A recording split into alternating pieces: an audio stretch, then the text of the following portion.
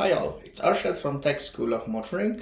Today we're going to talk about how to take a left turn to a side road while following the NSPSL routine. Okay, so during your test, when your examiner asks you to take the next left, okay, and it's a side road, so let's say this blue car is you coming along, the first thing you do is you check your rear view mirror and your left mirror. Then as you're moving along here, you signal to the left as you're turning left. Then you position your car a little bit towards the curb, okay? Now don't go too near the curb so you end up hitting it, okay?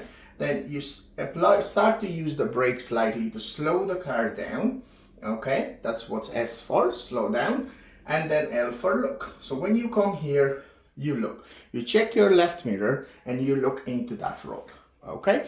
And then you follow the curb nicely around, okay? Just like that, as this car is going.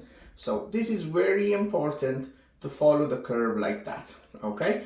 And then once you finish your turn, you speed up and you check your mirrors and you look for any road signs. There might be speed limit or any other road signs, okay? So again, if you're coming here, mirror, signal, position, slow down, look, and follow the curb nicely around like that. And then all the way up you go. Okay? I hope this has been informative for you, and I'll see you in the next one.